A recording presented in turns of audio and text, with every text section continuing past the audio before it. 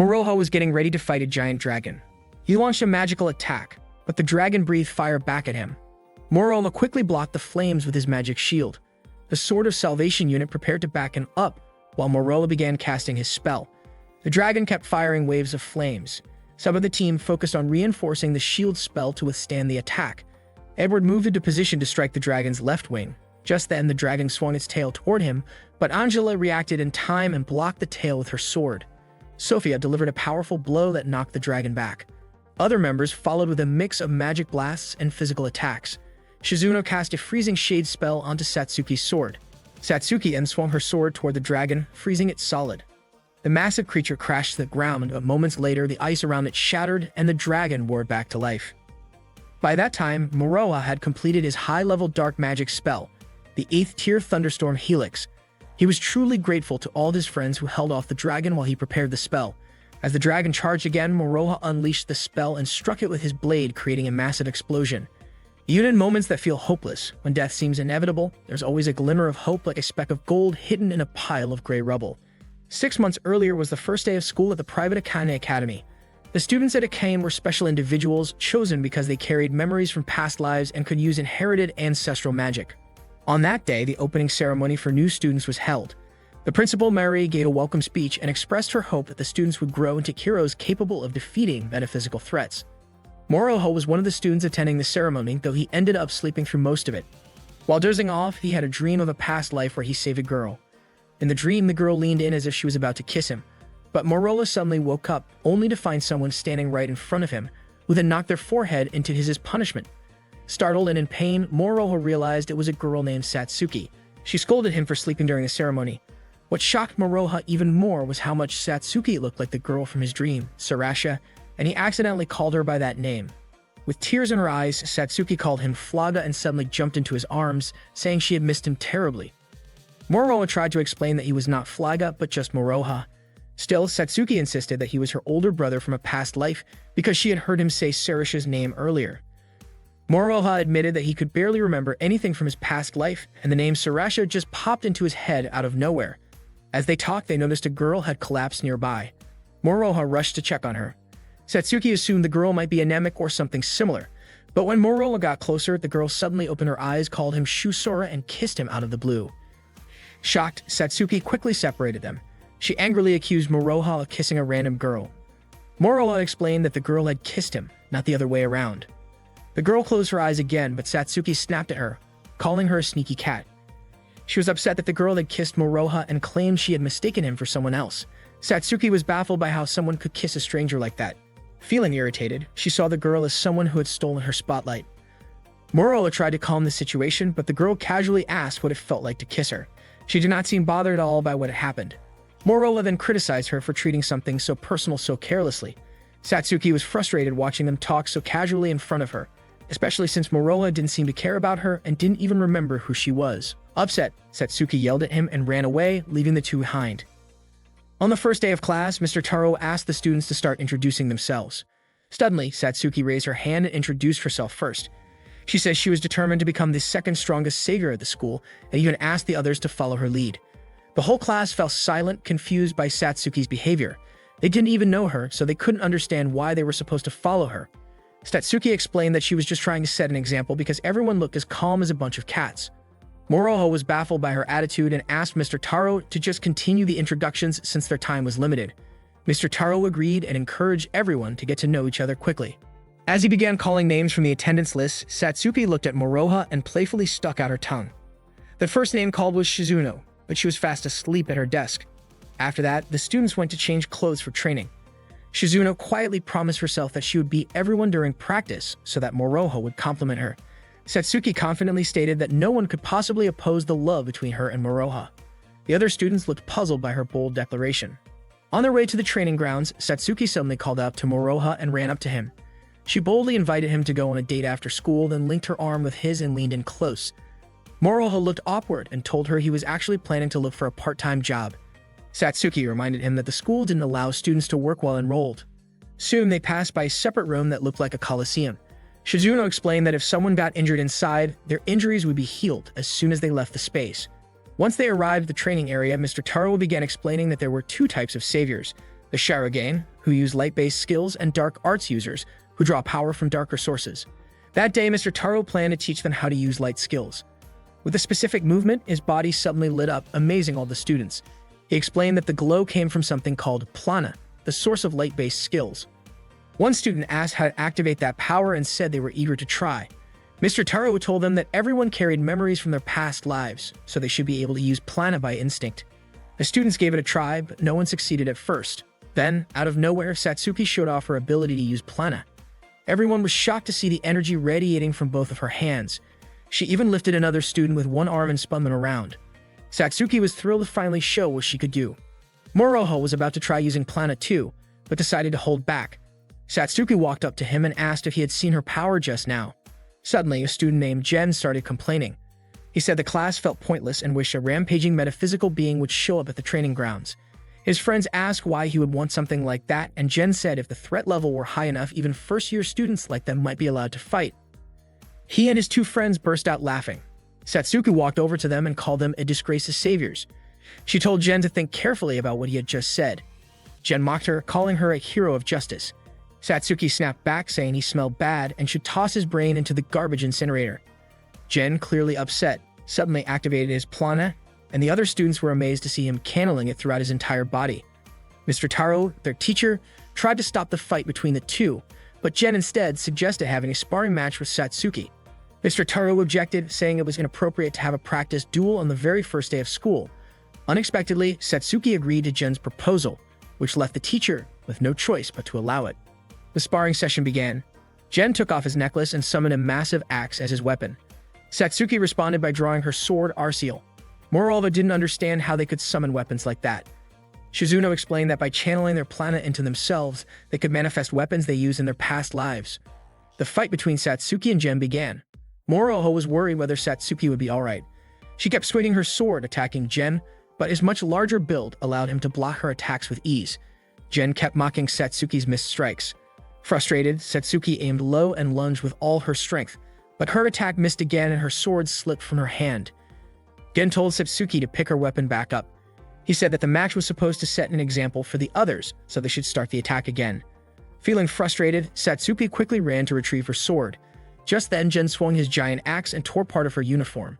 Everyone was shocked, while Satsuki stood still looking down in embarrassment. Seeing this, Gen laughed loudly. Moroha quickly stepped forward and covered Satsuki's back with his jacket, surprising her. Jen called her useless for not being able to handle her Plana and went as far as calling Satsuki and Moroha a perfect pair of losers. Mr. Taro returned and scolded Jen. Although Jen had technically won, Mr. Taro reminded him that mocking others for being weaker was unacceptable. Still, Jen insisted that Satsuki was weak. Hearing that, Satsuki ran off and Jen continued laughing. Moroha chased after her. After school, Moroha invited Satsuki to grab something to eat at a cafe, but she still looked very down. Moroha admitted that he didn't really understand what it meant to be a savior, but he believed that having a genuine desire to become stronger was a good start. Satsuki shared that her hometown was constantly under attack by metaphysical beings, forcing her to move from place to place. Because of that, she never made many friends. Still, she never felt truly lonely since she had memories of Sarasha and often met Flaga in her dreams. After taking the school's test, she came to understand that she was a savior, and that she wasn't the only one with a past life. When she found out there was a school specifically for saviors, she thought there might be a chance she would meet Flaga again. Her second biggest wish was to fight for justice and protect the world. But her first wish was much more personal. She wanted to look cool in front of Moroha. She realized she had no right to criticize Jen because in truth she saw in him all the things she disliked about herself. That's what made her choose to attack him. Satsuki came to the painful realization that she felt pathetic.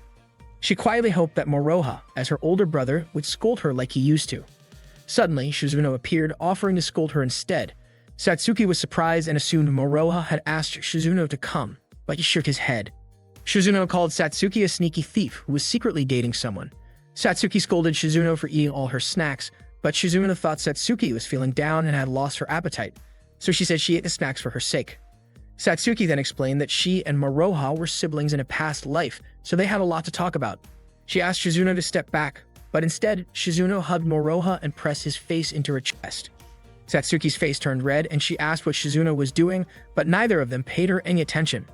Frustrated, Satsuki shouted and called them both indecent for acting inappropriately in public.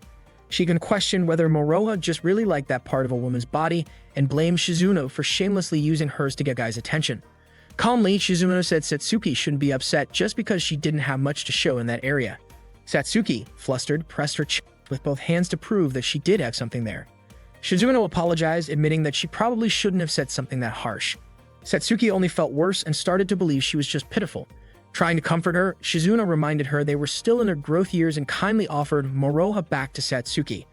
Blushing, Satsuki asked whether her chest felt pleasant too, but unexpectedly, Moroha said it felt stiff, like a wooden board. Satsuki burst into tears and ran away. Moroha thanked Shizuno, thinking she had come just to cheer Satsuki up. Shizuno denied it and walked off. That afternoon, Moroha met Gen at the training grounds.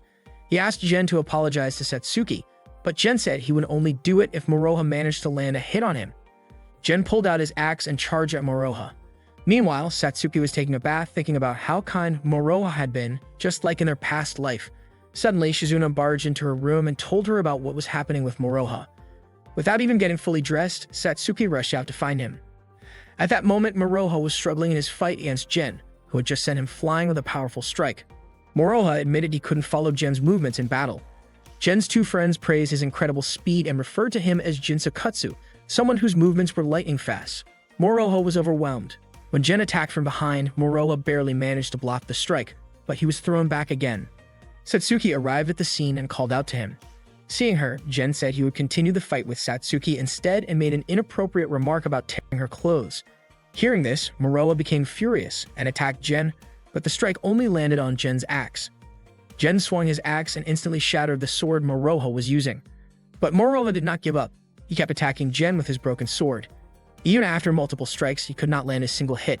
Every time he was thrown back again and again. Watching this, Satsuki felt heartbroken. She truly believed Moroha was going to lose. Shizuno explained that Moroha was fighting for Satsuki, so Satsuki needed to watch him until the very end. Moroha kept fighting until his sword was knocked far out of reach. As he tried to grab it, Gen stepped on his hand. In that moment, Moroha suddenly remembered a dream, where his younger sister from a past life encouraged him. She had called him the guardian of the Holy Sword. Unexpectedly, Satsuki spoke words that were nearly the same. In his previous life, Flyba had made a promise to always win and return to Sarasha.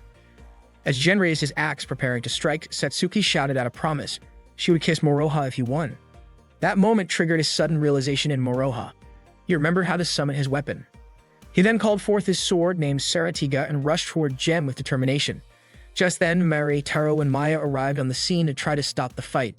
Gen was shocked. Moroha had just awakened his planning that he was already able to perform Jinsukatsu, technique Gen himself had only mastered after 2 years.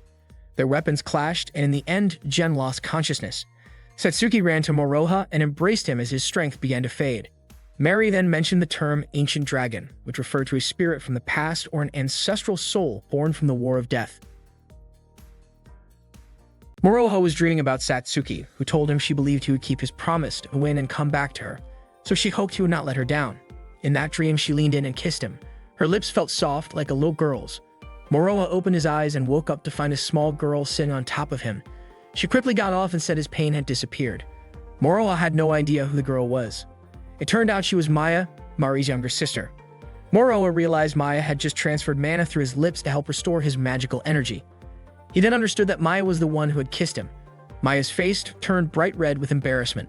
Suddenly, Satsuki's voice could be heard struggling against her restraints. Mary had intentionally tied her up and gagged her just to keep things quiet for a moment. Mary asked if Moroha was actually a legendary dragon. Some members of the Japanese branch of the White Knight Order referred to him as a spirit of a past hero. Moroha had no idea what she was talking about. Mary explained that his savior is someone who had lived a previous life. She had long suspected that some saviors might have memories from 2 past lives. Moroha was confused. He already remembered his life as a soldier, but Mary insisted there was a second one. She had seen it during Moroha's last battle. When he swung his sword, he used a level 3 dark arts technique. Luckily, he did not suffer any physical injuries from it. Mary told him to return to the dorm and get some rest. Maya warned him to be careful, especially when it came to dealing with girls, because bad luck seemed to follow him in those situations. Before leaving, Mary reminded him to take Satsuki with him. Once Satsuki was untied, she lit up and asked if Moroha had remembered everything. She leaned in, ready to kiss him. Just then, Shizuno appeared, surprising Satsuki. She was confused why Shizuno had shown up right when she and Moroha were having a moment about their promise. Her Her face turned beet red after blurting out something so embarrassing. To Satsuki's shock, Shizuno calmly kissed Moroha in front of her, clearly trying to make her jealous. Upset, Satsuki quickly tried to pull Moroha away from Shizuno. From a distance, Maya watched and quietly confirmed her earlier feeling. Trouble always followed Moroha when girls were involved. Later in class, Satsuki asked Moroha to exchange contact info. After getting his number, she was thrilled. It was the third contact on her phone right after her parents. Moroha congratulated her, but Satsuki got a little defensive and admitted she had always been a loner. Shizuno then asked to exchange contacts too, and Satsuki agreed. Suddenly Jen's older brother, walked into the classroom and called for both Moroha and Shizuno. The female students squealed with excitement at the sight of Jin. He took them up to the rooftop for a private talk. Jin explained that Moroha had now reached rank C. He had seen Moroha's match against his younger brother. Rank C students received compensation for scholarships, and after graduation, they would be guaranteed jobs within the White Knight Order. Jin told Moroha that now that he was rank C, he would be assigned as one of Jin's strikers, a team that fought against metaphysical threats. Assignments usually came once or twice a month. Since being a rank C came with responsibilities, Jin advised Moroha to think it over carefully. Moroha asked how much the scholarship and compensation would be. Jin whispered the amount, and Moroha's face lit up with excitement. He immediately said he was in. Jin also said Shizuno had already been accepted as a backup member. Just then Satsuki, who had been eavesdropping, ran over and asked to join too. If Moroha and Shizuno were going to be part of it, then she had to join as well. Jin said he understood how Satsuki felt, but he did not know anything about her combat abilities. Shizuno backed her up, saying Satsuki was strong enough to defeat Jin, but Jin said it was probably too soon for her to join rank C. Satsuki looked hurt. She turned away, said she would become stronger as fast as she could, and that one day she would stand right beside Moroha to support him. Tears filled her eyes as she ran off, leaving Moroha behind. That day, Moroha and Shizuno were officially promoted to rank C. The upperclassmen welcomed them warmly. Before training together, they had to recite a chant declaring themselves as saviors who fight for humanity, peace, and justice. After that, everyone trained together. Jin's generation was often referred to as the Golden Generation because many of them had already defeated Metaphysicals in Japan's branch, meaning they were stronger than most adults in the White Knight Academy. Some of them had even surpassed rank B. Moroha wasn't sure if he could keep up in a place like that, but Shizuno reassured him that he would be just fine. During a practice match, Moroha lost and admitted that he had never felt so exhausted in his life, but Shizuno pointed out that he didn't know when to stop. As Moroha and Shizuno were walking home together, they saw Satsuki waiting for them ahead. She had been waiting for quite a while. Satsuki told Moroha that she had found a great okonomiyaki place and invited him to go with her. But before Moroha could say anything, Shizuno politely suggested that Satsuki should go on her own since both she and Moroha were too tired and just wanted to go home and rest.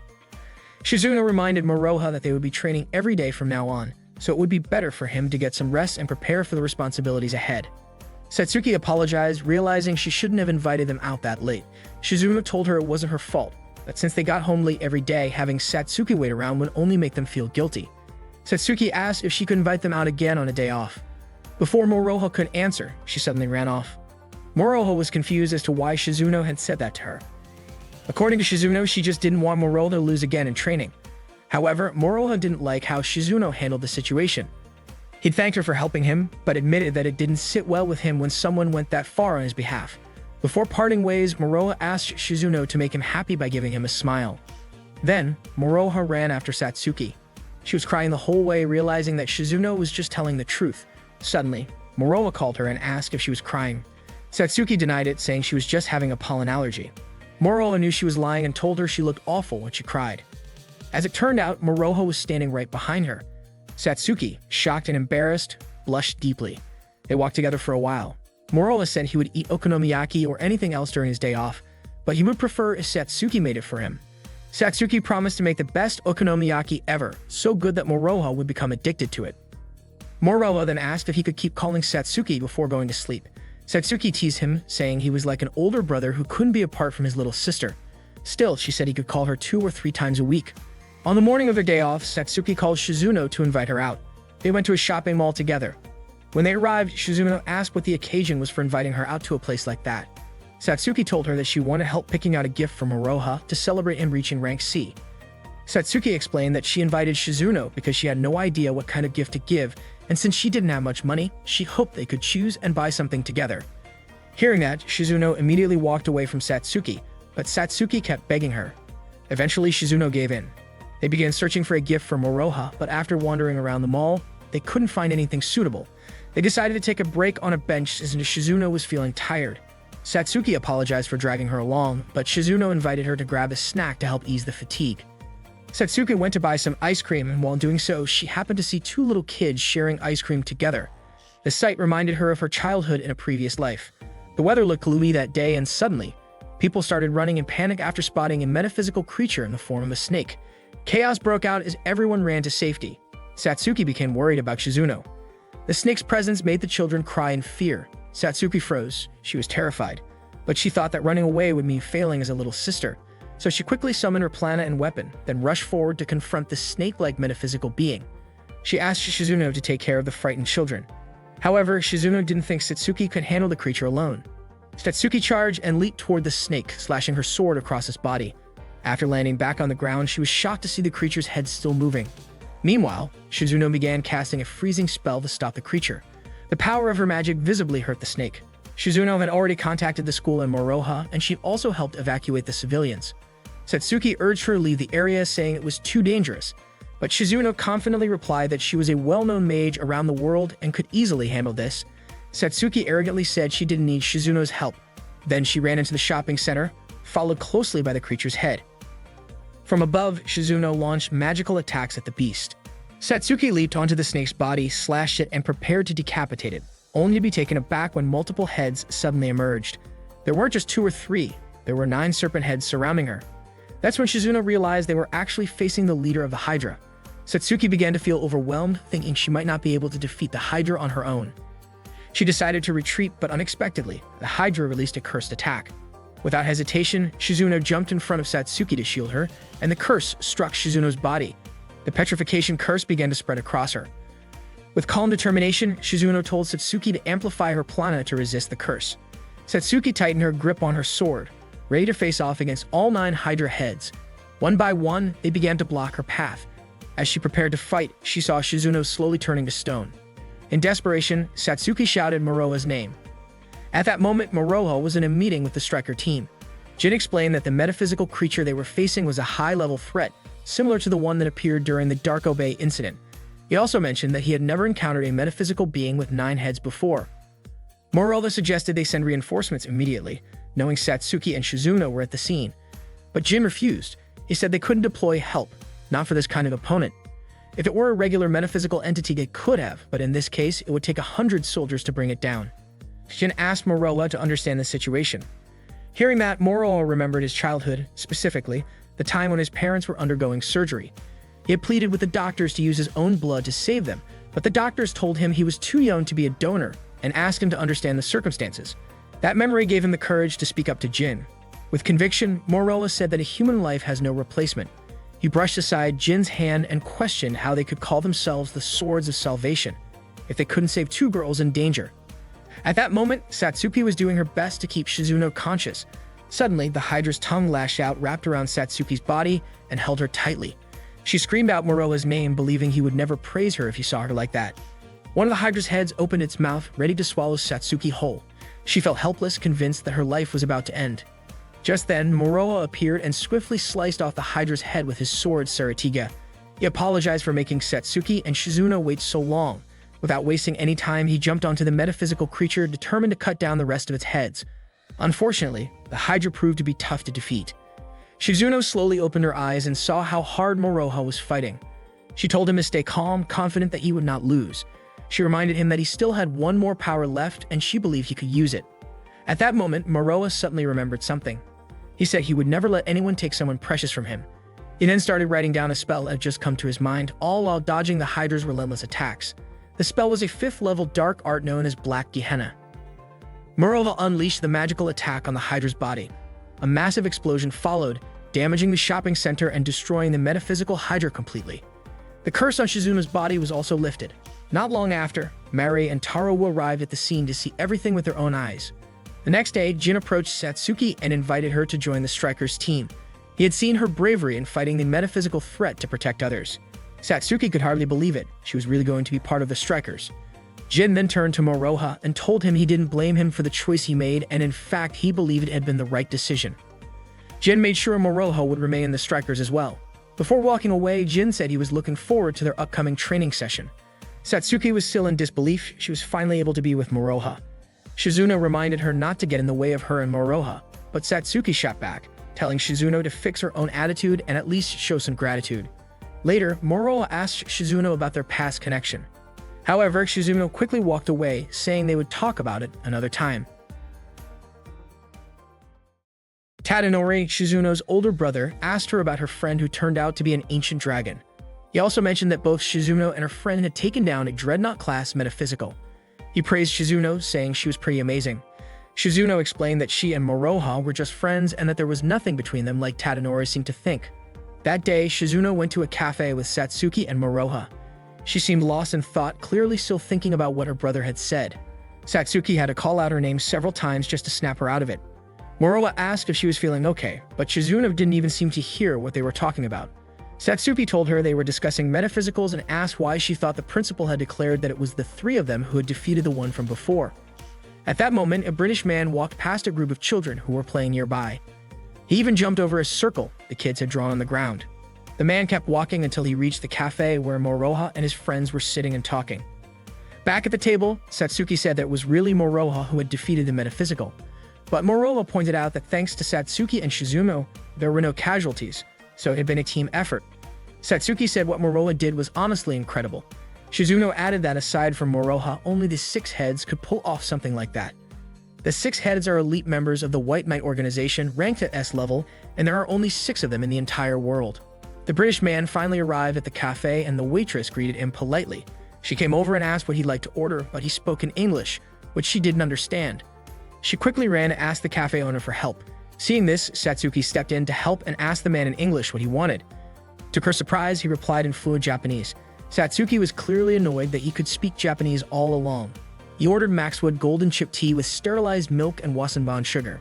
Satsuki got frustrated and told him he should go to a coffee shop instead. Moroha stepped in and tried to calm her down, saying that no small Japanese cafe would have something like that on the menu. Shizuno guessed the man was probably from England. Satsuki then realized that made sense. Of course, he was ordering something so unusual. She called out to the cafe owner, asking them to bring one of the house specials. Not long after, a drink was served in front of the British man. Satsuki explained that it was a blend of tea, milk, and tapioca. But when she told him the name of the drink was fermented soy milk tea, the British man instantly spit it out. He said it was an insult to tea. While this was going on, Moroha, who had been watching from the counter, noticed something strange. The man suddenly disappeared. Moroha guessed it wasn't that time had stopped. The guy was just incredibly fast. He had used Plana, a special movement technique, to instantly close the distance and was now right in front of Moroha, ready to throw a punch. Moroha chose not to move. A sudden gust of wind swept through the cafe, startling everyone nearby. The British man asked whether Moroha couldn't move or just didn't want to. Moroha said that if the man was actually serious about attacking him, he might have been in real danger. Without another word, the man paid for his drink and left the cafe. Satsuki asked what had just happened. Shizuno said that what they saw was white magic, Haggis, a secret technique from the high-speed combat style called Jinsoku. Moroha was surprised that Shizuno knew about it. Shizuno revealed that the British man was one of the 6 heads, and not just that, he was the leader of the British branch. It turned out the man's name was Edward. The next day, Edward visited Akane Academy. His goal was to meet with Moroha, but it wasn't just England that was interested in him. Countries like the United States, China, France, and Russia, among others, were all paying close attention to Moroha. At that time, Satsuki was in the locker room. She accidentally called the 6 heads the sex heads and laughed about it. She commented that Edward was being rude for challenging them to a fight, and she believed Moroha was definitely way stronger than Edward. Satsuki was also convinced that Moroha would reach S rank in no time and accomplish far more than what the 6 heads ever could. According to Shizuno, S rank individuals were considered a nation's last line of defense. Because of that, they had no personal freedom, even taking a walk required permission. On top of that, they were forced to fight against powerful enemies that had taken down large squads. Hearing this, Satsuki was shocked. If that was true, then she wouldn't be able to go on dates with Moroha. Shizuno commented that Satsuki's way of thinking was so simple that it made her jealous. As Moroha and the others were on their way to the training area, Maya suddenly called out to him. Satsuki immediately remembered that Maya had kissed Moroha before. Knowing this, Shizuno clearly wasn't going to just let it slide. Moroha tried to explain that what Maya did was for medical reasons only. At that moment, Maya introduced herself to Moroha. Satsuki questioned whether Maya was even a student at Akane Academy. Maya explained that she awakened as a savior earlier than most people, which meant she couldn't attend grade school. That's why she was at the academy together with Mari. It turned out that Mari was related to Shizuno, and Shizuno's older brother was actually the president of Akane Academy. That day, there was a joint class between first-year and second-year students. Taro told the first years to look up to the second years as examples. Suddenly, a second year named Kamekichi stepped forward and challenged Moroha. He accused Moroha of stealing the spotlight and even earning the nickname Super Rookie. Satsuki was surprised that someone like Kamekichi was even allowed to be a member of the Strikers. Even Kamekichi's classmates were embarrassed to be in the same year as him. As the two prepared to fight, Maya cheered Moroha on from the sidelines. But she wasn't the only one watching. Edward, Tadanori, and Angela, Edward's assistant, were also observing. However, Edward seemed more interested in his gaming console than the actual match. Kamekichi activated his plana and weapon, then began chanting for his second stage attack. Taro tried to stop him, but the spell had already been unleashed. Kamekichi was confident that his attack had scorched Moroha. But to everyone's shock, Moroha casually blocked the second stage spell using anti-magic. The students were amazed by Moroha's strength. Kamekichi was confused that Moroha didn't even flinch from the heat. Satsuki laughed and said that was Moroha's true power. Without hesitation, Moroha began chanting a third stage spell. Kamekichi was stunned and even pleaded for mercy. But Moroha went ahead and launched the third stage spell anyway. After the sparring session, Moroha headed to the principal's office to meet Mari, but only Maya was there. She invited Moroha to sit and approached him, asking if he had come to inquire about Shizuno and Tadanori. Maya offered to share what she knew and also mentioned that Mari and Edward wouldn't be returning for a while. Maya explained that the Urashibara family was influential, and Shizuno's grandfather was one of the main investors in Akane Academy. Tadanori, the head of the Japan branch, wanted Shizuno to become the head of a department so he could expand his influence. That's why he had trained her in dark magic even before she entered the academy. It was Tadanori who had recommended Shizuno for the Strikers. Moroha felt that Tadanori was simply using his younger sister as a tool, but Maya said that Shizuno had become happier after meeting Moroha, and the same went for Mari and herself. Meanwhile, Edward was having a conversation with Tadanori, Shizuno, and Mari. Edward admitted he was a bit envious of the Japan branch since the UK branch didn't have many dark magic users at headquarters. Tadanori mentioned that it was thanks to an ancient dragon that his sister had been brought back to life. He had also heard about how Moroha defied orders to help Shizuno. Mari expressed strong belief in Shizuno's talents, while Shizuno seemed uncomfortable with the conversation. During school break, Moroha was napping in the courtyard when Shizuno quietly approached him and gazed at his face. In that moment, Moroha found himself reliving another one of his past lives. In that life, he was known as Shusora, living alongside a dark sorceress. He had successfully used a forbidden spell to freeze the land around him, turning it into an icy field where no grass could grow. But according to the necromancer in that life, who was actually Shizuno in her past life, it was the right decision. Moroha then woke up from his nap, shaken by how vivid and real that memory felt. As he moved, his hand accidentally pressed against something soft. He had unintentionally touched Shizuno's cheeks. Surprised to see Shizuno on top of him, he immediately pulled back. Shizuno calmly mentioned that he had touched her, and Moroha quickly apologized. He asked if she was the necromancer from his memory, but Shizuno simply replied that she didn't understand what he was talking about. When Moroha looked at her face closely, Shizuno thought he might be trying to kiss her. He asked her not to tease him like that. Not long after, Satsuki came over and saw them together. She looked upset, thinking that Moroha was flirting with another girl right in front of her younger sister. Moroha was confused. He didn't see how his actions could be considered flirting. Still annoyed, Satsuki pointed out that she had heard Shizuno assuming Moroha was about to kiss her. Meanwhile, Edward was in a car with his assistant Angela. Angela shared that according to Principal Shimon's report, the metaphysical entity had been defeated by 3 people. Edward seemed skeptical. Angela noted that Taro might be getting frustrated with Edward's lack of agreement. Edward said he would give his answer only after seeing the real Moroha for himself. Angela, however, was worried that Edward might end up causing some kind of international diplomatic issue. She had already made a sushi dinner reservation, hoping they could relax that evening, but Edward suddenly told her to cancel it. Later that night, Moroha visited Shizuno's house. After he arrived in the dining room, Shizuno was upstairs picking out a dress to wear for the evening. When she came downstairs and saw Moroha dressed neatly, she was surprised. She figured Tadanori must have been behind it, but she complimented Moroha, saying he looked handsome and encouraged him not to feel embarrassed. Moroha responded by saying Shizuno looked beautiful. It was the first time he had seen her dressed like that. That evening, Moroha had dinner with Tadanori and Shizuno. Tadanori apologized for calling Moroha over so suddenly. He had heard that Moroha and Shizuno were close and asked if Shizuno had been helping him. Moroha said that Shizuno had always been kind to him. Tadanori told Shizuno that from that point on, she should work together with Moroha.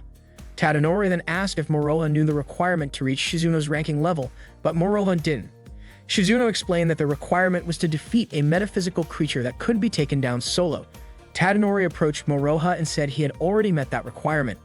Moroha denied it, saying the battle had been a team effort. Tadanori then whispered to him that if two people agreed, Moroha could still be promoted to S rank. That would make him the second highest ranked person in the Japanese branch. From there, he would gain the fame and fortune he had been aiming for, and maybe even a chance to repay his uncle and aunt. Shizuno asked Tadanori not to sway Moroha's decision, warning that becoming her ranking partner would take away his freedom. But Tadanori firmly reminded her that this was a family decision. When Shizuno escorted Moroha to his room, she apologized for how her older brother had spoken so bluntly to him earlier. Moroha told her it was fine. He mentioned how the room felt quiet and a little empty. Shizuno explained that nothing in the room was chosen by her. In the Urashibara family, they were not allowed to have personal preferences or belongings.